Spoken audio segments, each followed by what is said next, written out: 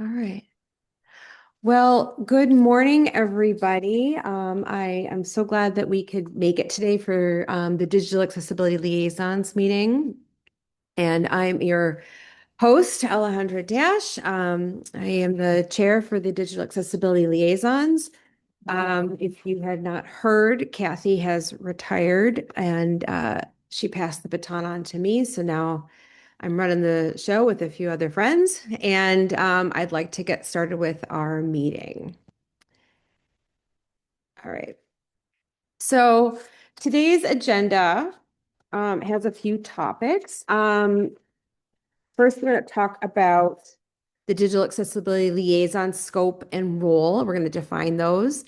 We're going to talk about course accessibility support, and we have some guests here to talk about that, about the accessibility leads and other resources. And then there's some other ways that we can support digital accessibility and how we can share training and resources, particularly for people who are not working directly in the courses, but are supporting other things, web development, application development, other kinds of content development like social media or marketing, any of that sort of work.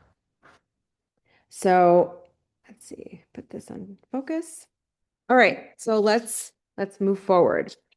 Um, at the end of our meeting today, I would like to have some open discussion and Q&A. If you have questions about digital accessibility, being a liaison, if you are a liaison, if you don't want to be a liaison, any of the above is totally fine with me to talk about.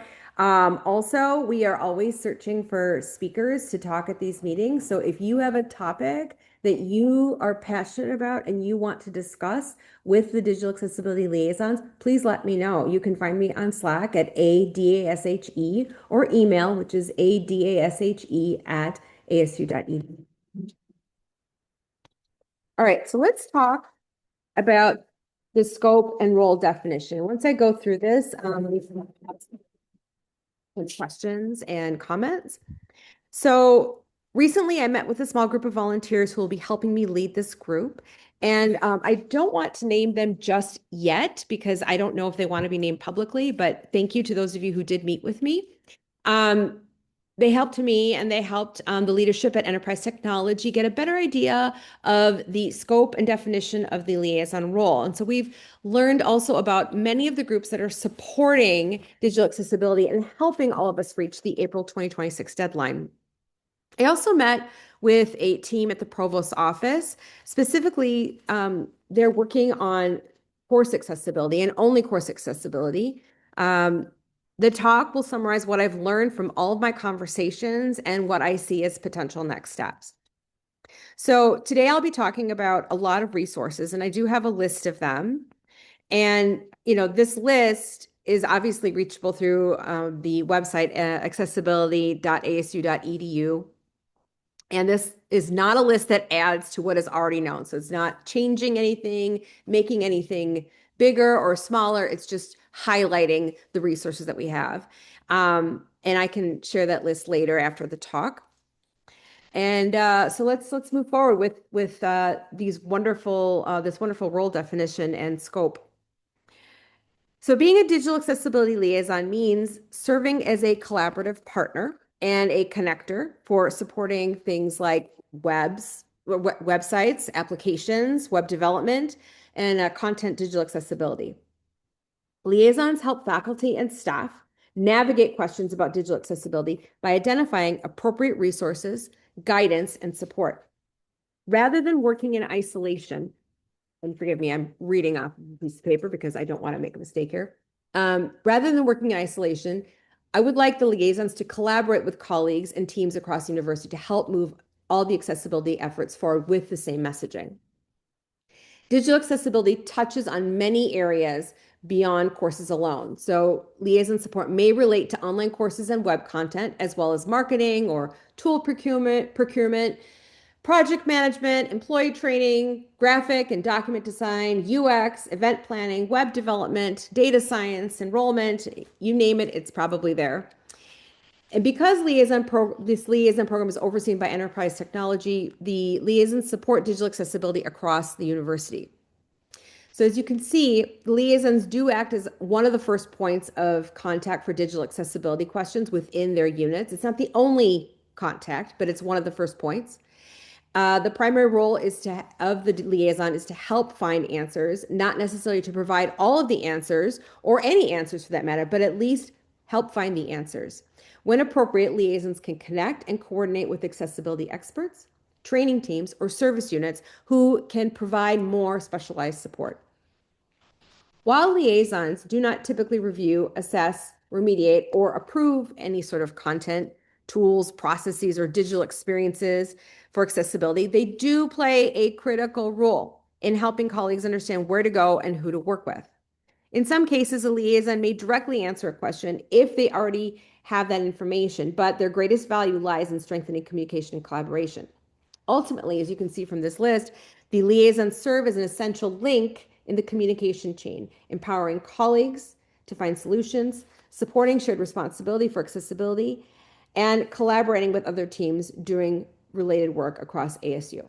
Okay, now that I've finished my little spiel, I would like to open the floor for a few minutes for some comments or questions about this list. Any discussion? Yeah, I'll just say thank you for putting this together, Alejandra. I think what you read is a great kind of synopsis of what we can do. I know in my experience as a liaison, it's been a couple years now, and it's helpful to know that you don't have to have all the answers. A lot of times what I end up doing is setting up a meeting where we can talk with others and get more answers if we need for our web team or email experts. So appreciate you kind of reading through that. You're most welcome.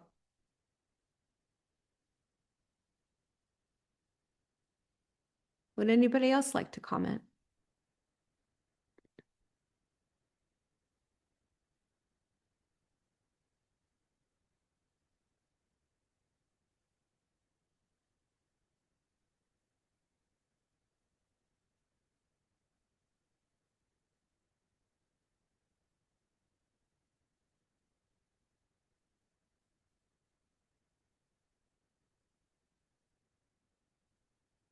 I can share the link to the slide deck.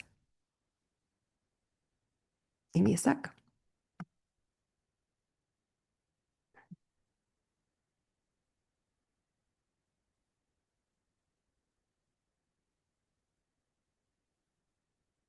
Zoom makes this so easy for me to navigate. There it is. Okay.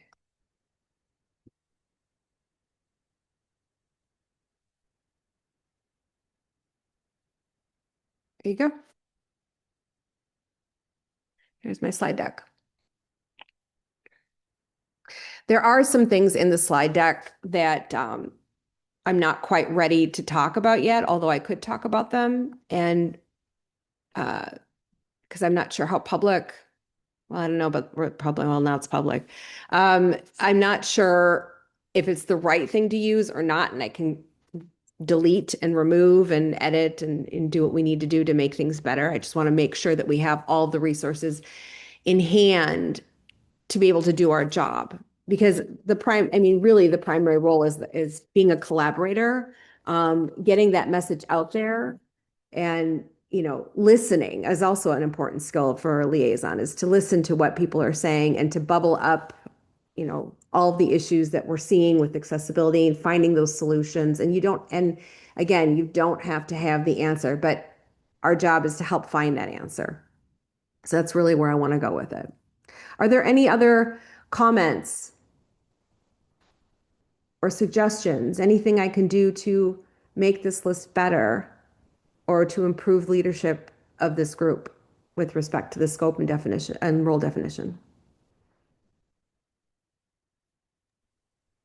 I can speak again, Alejandra, because I think one thing that I was looking for in the past was just sort of when we have these bigger initiatives, like how we're trying to scale up to Title II standards, maybe a little bit more guidance on what to bring back to our teams would be helpful. Because for me, part of my role as a digital accessibility liaison has been just even creating awareness that we need to be digitally accessible. So sometimes we're starting at a very base level, where teams aren't even asking the question um, about like these more technical things yet. So I think more guidance when there's something specific that we need to kind of be helping move forward would be helpful. Okay. Okay, that's good advice. That's good. That's a good suggestion. I'm gonna write that down somewhere so I don't forget it. Let's see.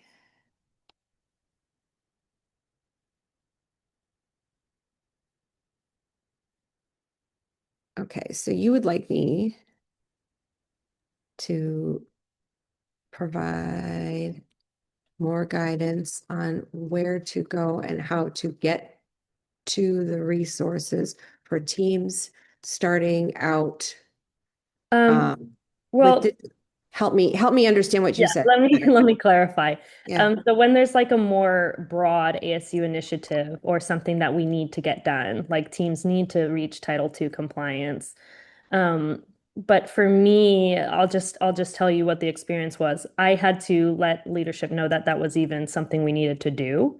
I just went into that blind to tell them, I just figured my best way to tell them.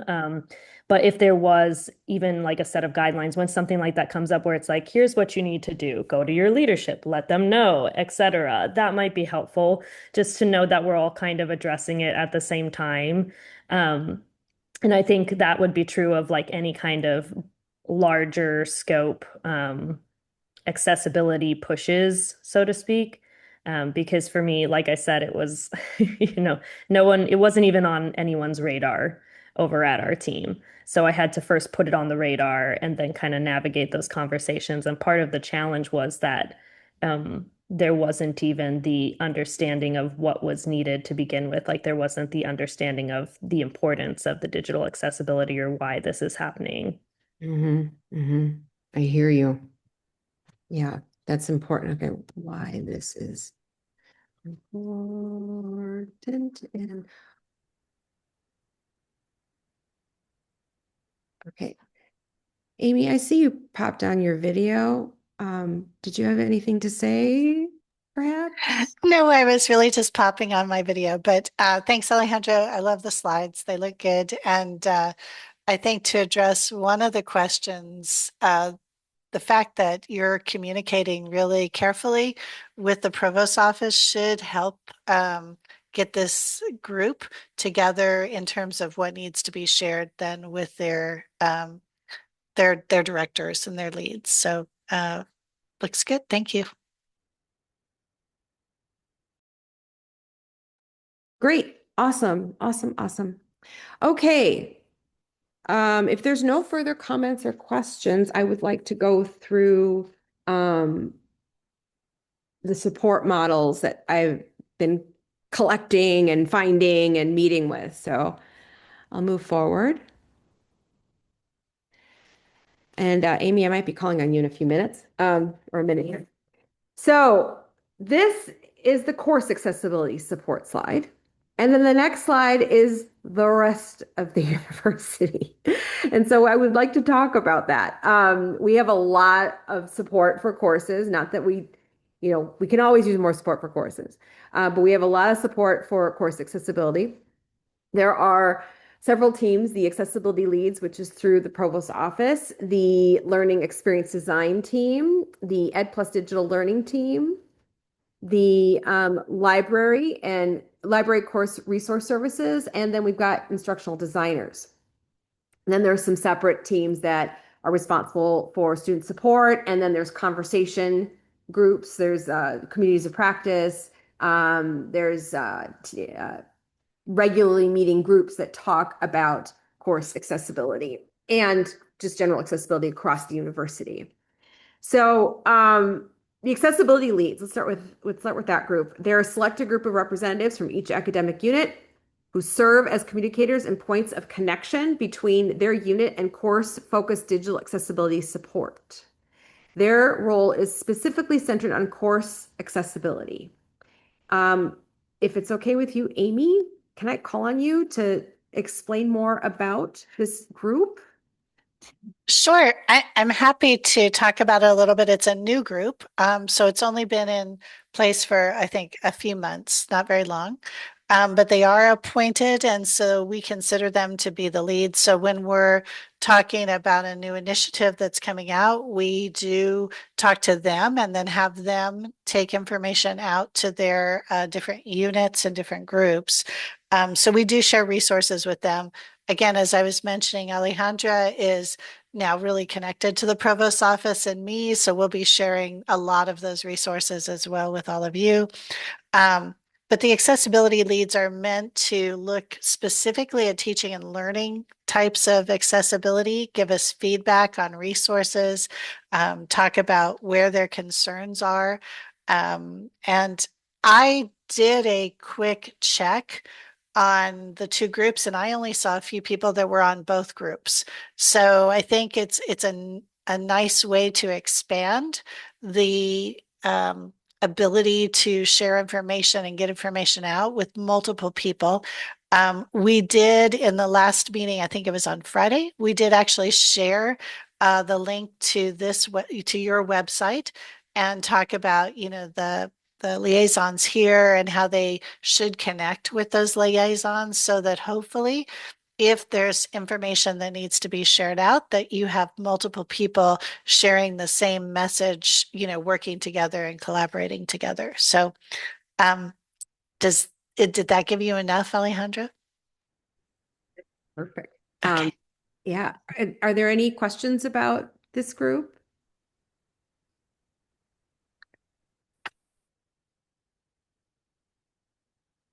It is also very possible you might be both. You might be liaison and a lead. Those are two different groups. Liaisons, enterprise technology. Leads, provost office. Leads, course accessibility. And then you just heard about the role for the liaisons, which is everything, including course accessibility. Yeah. And Alejandra, I only noticed like two or three people that were on both, or at least on both lists, Okay. unless there's new people that have joined. But so hopefully there's not too much of an overlap. Okay. So are these leads like for each different college or, Yes, they are determined by colleges. Yeah. and is there a list somewhere so we know who to contact for? I don't know that we have a public list, but I'm happy to look for one and share it so that Alejandra can let you all know about them. Okay, thank you. Great. All right. I'm going to be calling out a couple other teams, and I don't know if you might be on the call because it's hard for me to see the list of people while I'm presenting. We've got the learning experience design team. I want to talk about that team for a minute. The learning experience design team supports accessible course design through one-on-one consultations, office hours, and training opportunities. So there's a lot of opportunities to work with that group to get specific advice. And they support units across the whole university. They offer accessibility focused resources and trainings, and they're well suited for not just digital accessibility in Canvas, for example, but also on campus or hybrid situations. They talk about all levels of course accessibility or teaching and learning accessibility. The in my PowerPoint here, or my Google Slides, Google Slides presentation, in the notes, I've got a link to the training request form, one-on-one support. Let's see, anything else. And then anybody, if you're on the LXD team, do you want to talk about any of this, or we can just move forward? Yeah, that sounds like what we do. Yeah, we do create resources on accessibility. We do workshops, and we also do consultations. So one-on-one consultations if you have any specific questions about accessibility, you can book a consultation with us. Thank you, Alejandra. Thank you, Tapati. Appreciate you. All right, Ed Plus Digital Learning Team. Perhaps you're out there. This team, the EDL, provides one-on-one support and office hours for questions related to accessible course design, and faculty can sign up for this. What they do is they put in a request to the accessibility consultation form, also listed in the notes of this the slide deck. And if they want course specific support, that's where you go. And the whole point of that guidance is to help the faculty member or whoever is requesting course specific support remediate the course with advice. They may or may not remediate it for you. I'm not sure. I don't want to answer that question, but they for sure provide great advice on how to do that. Is there anybody here from the EDL team that would like to talk? And hopefully I got that right. And if I didn't, please correct me.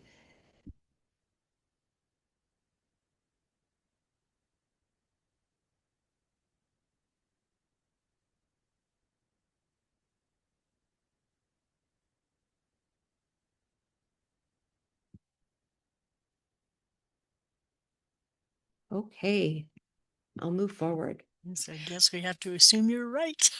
Yeah, I hope that's right. If I'm wrong, I will be happy to be corrected, and I apologize. But that is my understanding of it, of the request when you request help from EDL. They're happy to help. So they've got a lot of great IDs over there that are very knowledgeable, and just like the LXD team, very knowledgeable learning experience design designers. Everybody knows what they're doing. So I'm really grateful for both groups. All right. Another group I'm absolutely grateful for, the library course resource services. So library course resource services supports faculty by providing accessible course materials. They also remediate PDFs from what I understand. You can contact them by email. You could also visit their website. Links are in the notes of this slide deck. Is there anybody here from the library that would like to speak about this? Hopefully I got that right. I'm not sure if anyone from Course Resource Services is here, but I am the instructional designer for the library, or one of them. And yeah, for the most part, that's right. As far as like PDF remediation, that's like scanned books, things like that. It's not like, if you're a faculty member created a PDF document and want to include it, that should be remediated prior to submitting to the library resource organizer and the team. But I'll put the link in the chat so you guys can see more about their services. And they also do like webinars and stuff through ET, I think like monthly usually, or quarterly, about the LRO. So there's a lot of great stuff about that. So yeah, I'll put that information for you guys in the chat. Thank you. That is really helpful. I really appreciate that. Okay. Next source of support, instructional designers. I happen to be one. Some units have dedicated instructional designers. Some do not. That might be something to discuss. So if they are available, it is encouraged that you connect with your instructional designers, because many of them know about digital accessibility and they understand the requirements that are needed for this particular deadline, and they can provide some valuable support. I'm gonna check the chat quick to see what's going on. Oh, thanks, Krista. Now, if your unit does not have an instructional designer, no fear. You've got options. Again, you could go to the LXD team, you could go to the EDL team, and then Frame, which I'm sure you've heard about. Frame is the faculty resource. What is it? Faculty Resources for Accessible Media. Oh, goodness, I cannot remember it off the top of my head. Anyway, it's an acronym and it's a big toolkit, and it's a big training resource for creating accessible course materials. It is the primary faculty resource center for course accessibility. So if when in doubt, visit that area. There's lots and lots of great resources, including a Canvas course where you can go and learn more. Thank you, Lauren. Thank you. Faculty resources for accessible media essentials. And thank you for the link, Chad. I really appreciate that. Okay. Now, there's some other spots where there's some support, but I think we need to have this small conversation about sales and then the technology team. So sales also should be referred to as the ASU Student Accessibility and Inclusive Learning Services. This is the central campus resource for students with disabilities. They are not the place to ask for remediation help. They are not the place to ask for, can you make this accessible for me? They are the place where they provide the disability services support for students. They ensure access to education. They promote a culture of access and inclusion through collaboration with faculty and other campus partners. They are guided by universal design principles. One interesting note is that they also manage religious accommodation. So if your students have a religious accommodation that needs to be met, that is the place to go.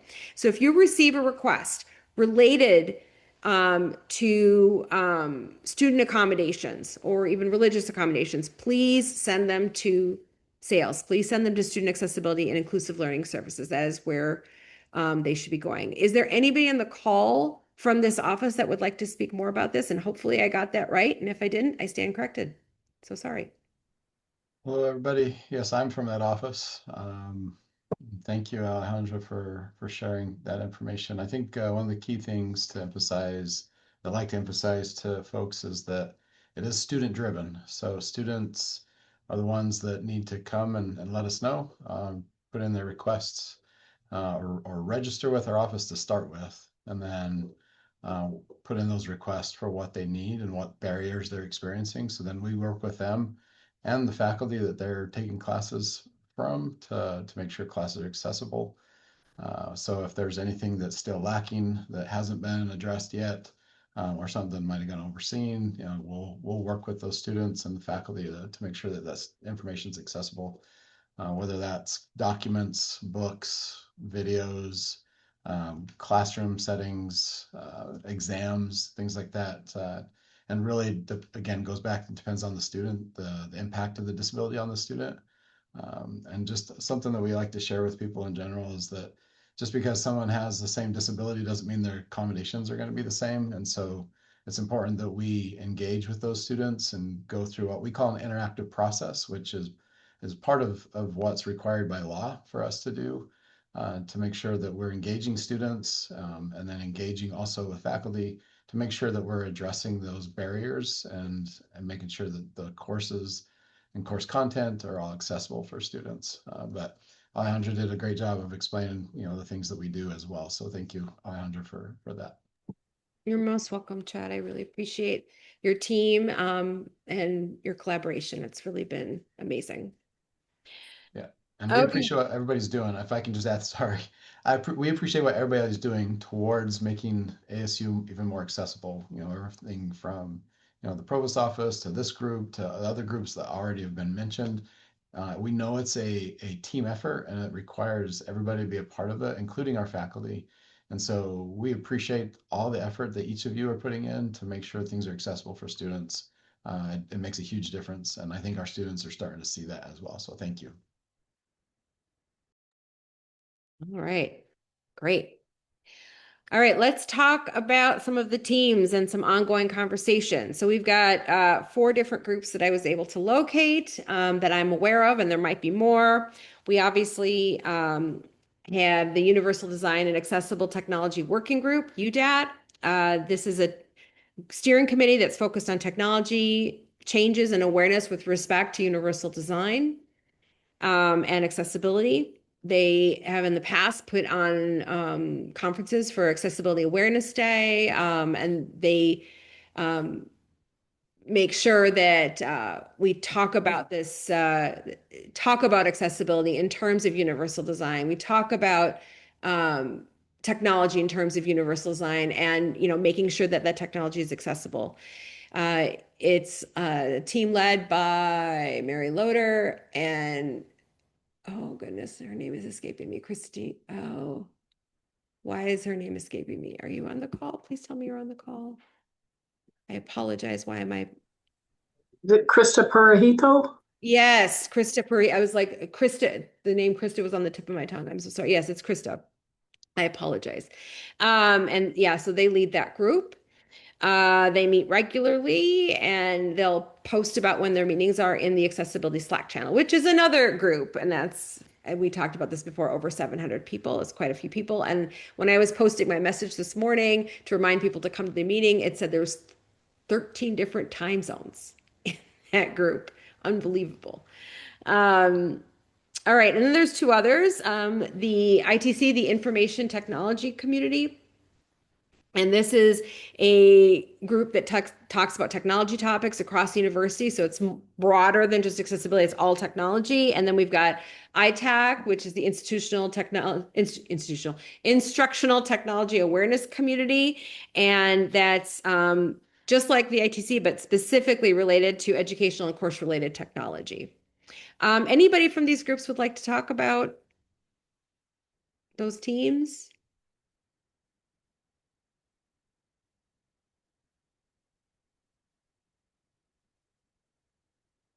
Okay.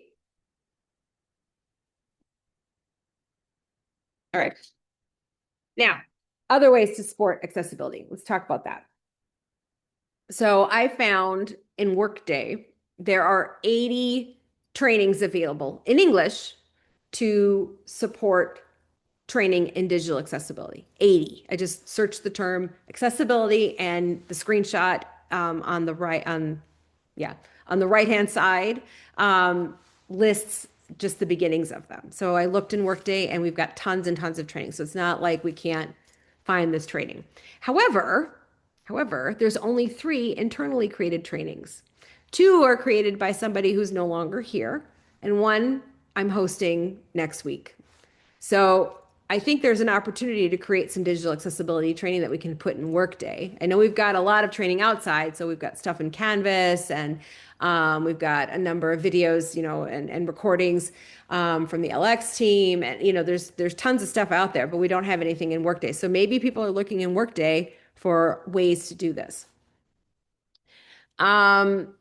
Let's see here. Oh, sorry. Kat is coming to visit the meeting. I apologize. All right, moving forward. Let's see here.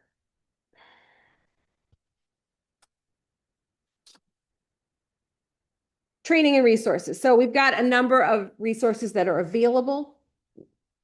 We have the accessibility website, which we're familiar with. There's a number of links here from the accessibility website that I wanted to highlight. So there's the ASU accessibility guides, the working with vendors and VPAT, so figuring out procurement, and then obviously the Liaisons link, which has a library of recordings from our talks. And then externally, some other training, the Site Improve technology that we have to assess websites actually has a really great set of trainings. So you can go into that learning hub and learn more. Drupal has several resources. WebAIM, which is what in the past we used to offer people a WebAIM training for free. That was, worth upwards of, I think, $500-$600 for each person, but reduced because it was a group discount. We used to offer that to anybody who was a liaison. Some of you may remember taking it. It was a great training, especially if you had some background knowledge in HTML.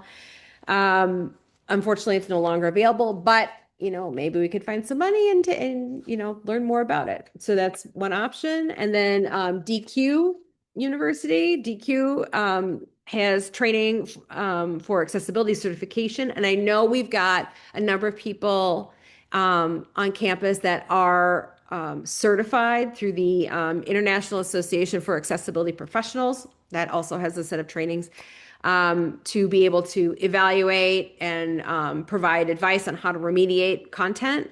DQ offers, training on how to get the certification and to pass the exam for it. Or if you're just curious, you could just take it. And those trainings are worth about $60 to $450 each year, depending upon what level you want to take. So all in all, what I'm curious about based on all of this stuff that I found, does other training exist that I'm not aware of? Are there other resources or people out there that have knowledge that we could create like an equivalent frame for people in web development, people in marketing, people, or do we want to create something more general that covers all content accessibility, all web accessibility, all application accessibility? So it's a question that I'm posing that we don't have to answer, but I'm curious about how people feel about something like this because, we answer a lot of these questions in the accessibility channel. I mean, just the other day, well, not really the other day, but a number of weeks ago, I answered questions about PDF accessibility, which I seem to answer quite frequently. And supporting people in how to remediate their PDFs appropriately is something that I've been doing lately, but that's not necessarily related to course design. I'm just talking about general documents, right? So who's out there? Can we make a training? What if, it's a broad idea. I'll pause there and open the floor. Go ahead, Renee. Yeah, so my team is from in the marketing and communication space, and I'm not by any means volunteering myself, but I can share with you later, Alejandra, a deck that I put together for specific. It was just a roll up of what is already on the IT accessibility page, but specific to marketing to help them and communications to help them understand like these are the things we should be looking for, these are the things we should be doing. And vice versa for our larger team, I put together a deck that was more of just a roll up of like, here's how you can be more accessible at work, because there's so many different. We don't do course design or anything like that, but we have so many different areas that we're not accessible currently that are representative of Arizona State. So I can share those just as like an addition to this conversation, so to speak.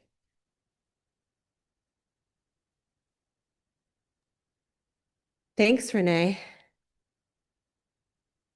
Any other comments?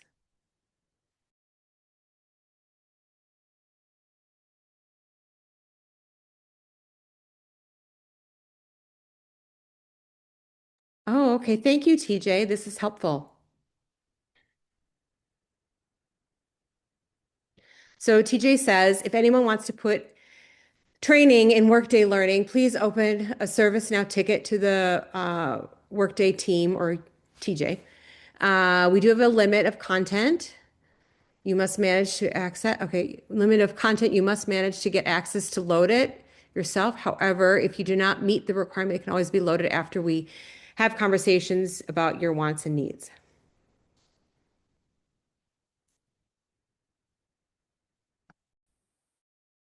Yeah, and I can reiterate a little bit on that. So pretty much anything we can put in there. Keep in mind it's just staff and faculty since students don't have access to Workday, but we have a limit of 5 courses per month that you have to manage in order to actually get access to do it. So if you're just wanting one course and that's it, you can just open a ticket and I'll load it for you. And then you're just responsible for reaching out. Like if it needs updated in 6 months, 12 months, whatever, because we all know accessibility likes to change, and all of that fun stuff. So it is out there if you do want to start putting some of your stuff out there.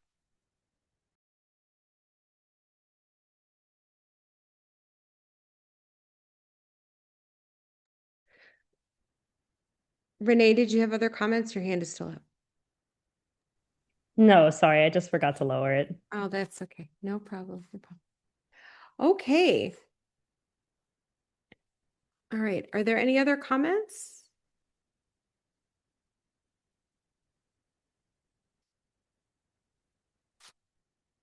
Okay. I guess we're a little early. We're at a point of any open discussion. So I'll stop sharing for now.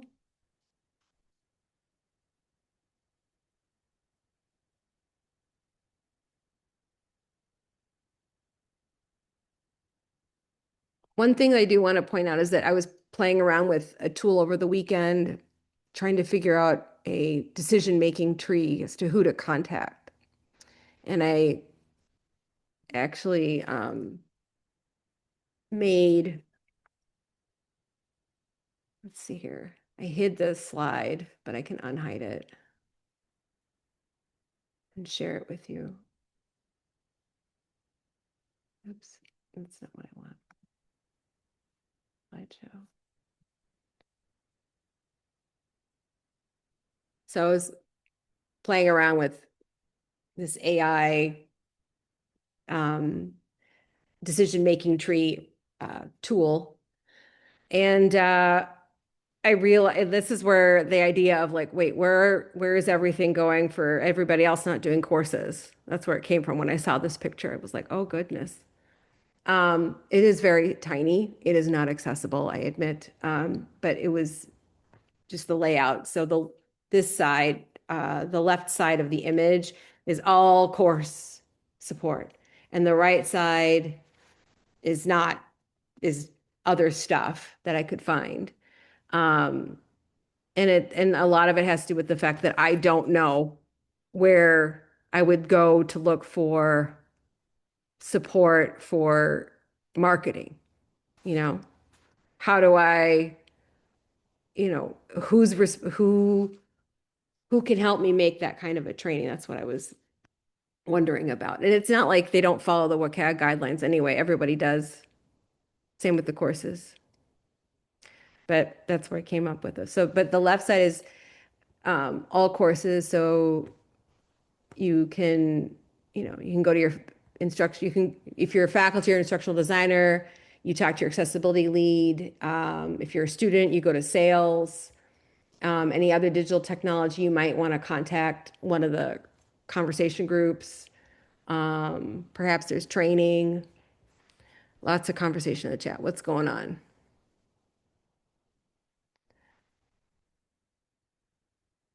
Oh goodness, people love it. I was so worried that I was going to be like, you shouldn't have made it. So thank you for loving it. Yeah, like where do you go if you're creating print materials, to give to students to come to the university? Where do you go if you're the communication specialist in a department? How do you get support? Or if you're an event planner, what's your responsibility? It's a conversation I'm thinking about in my mind, and like, how can I help them get the, support that they might be seeking? And maybe they don't even know they need the support. I don't know, because I'm not in those departments. I'm not in those conversations. But it's an idea.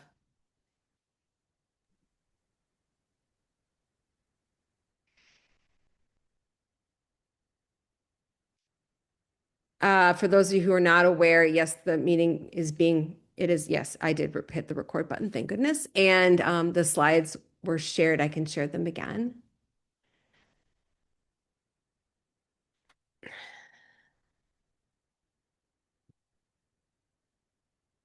Okay, Karen, I see you. Thank you, Alejandra. I'm a little hesitant to put this out, but I think it would be helpful if student accessibility sales and the library kind of work to an extent hand in hand, and Chad can explain this much better than I can, but sales doesn't remediate library content that isn't assigned by a faculty member. So a student doing research who finds library materials that are not accessible, they have to submit a request through the library rather than through sales. So I'm putting a link in chat to the library's accessibility services page, which might be helpful to add somewhere to either your decision tree, which I think is a wonderful idea, or elsewhere where students or faculty can reach out, because faculty will often do research that isn't necessarily part of their courses, who may need some additional services from the library. And I am not on the group that supports this, so I'm not speaking officially on their behalf.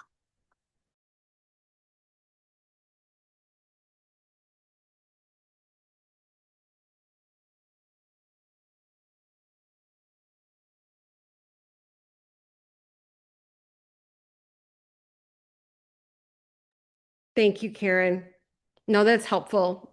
Thank goodness we're recording this because I can get the details of how that relationship works. I think I could pull that out of the decision-making tree. And also for those of you who were um,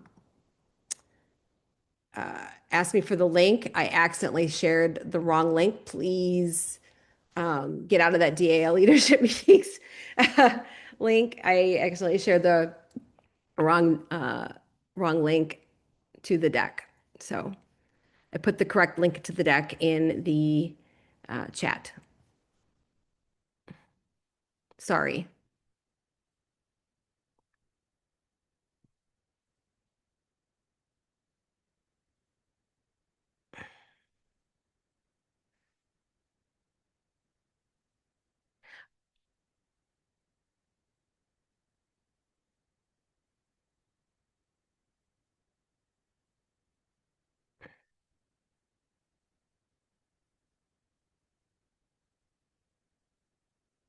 Are there any comments?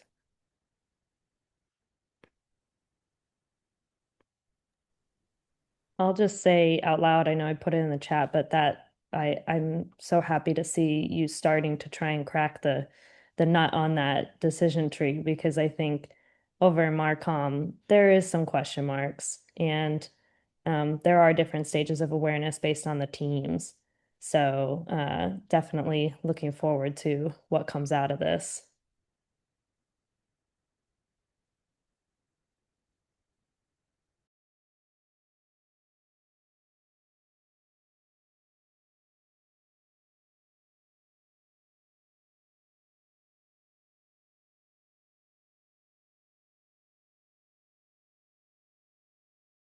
Anybody want to help me with this decision tree? Because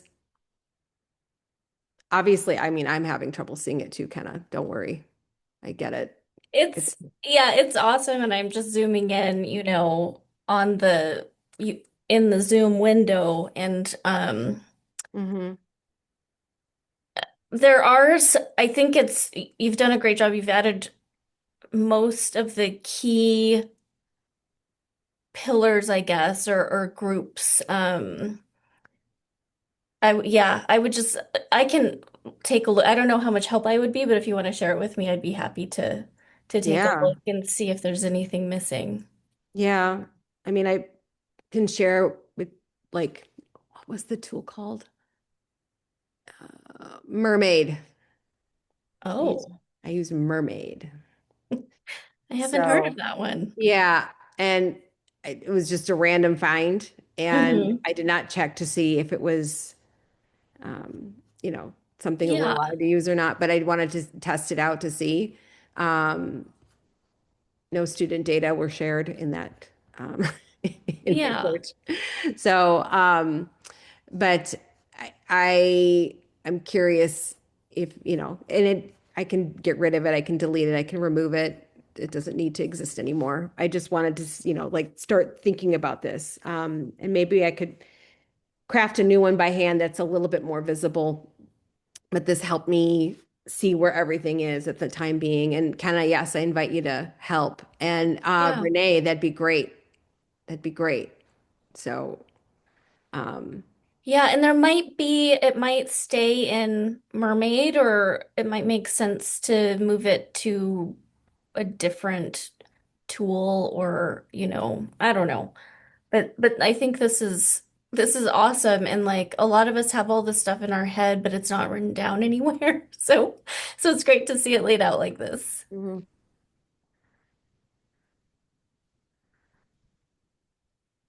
Okay, great.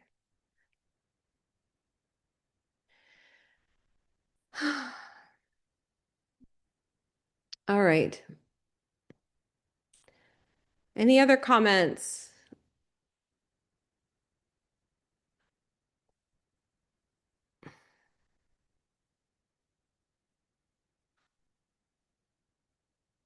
Sorry again for sharing the wrong link.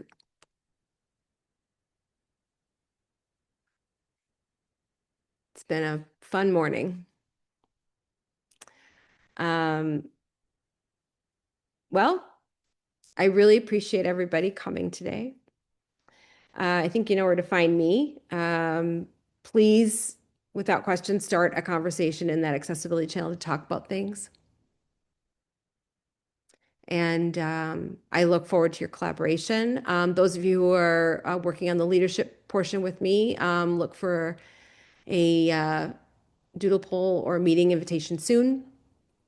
If you want to be part of the leadership of this group, let me know. The more hands, the better. And I really could use the help. It sounds like I've got some help with making a decision tree so that we can help liaisons know where to go. And if, again, if you are a liaison, thank you. If you aren't a liaison and want to become one, let me know. We can, get you going. So I hope this was helpful. It looks like it must have been. I'm really grateful that you came today and supported the effort.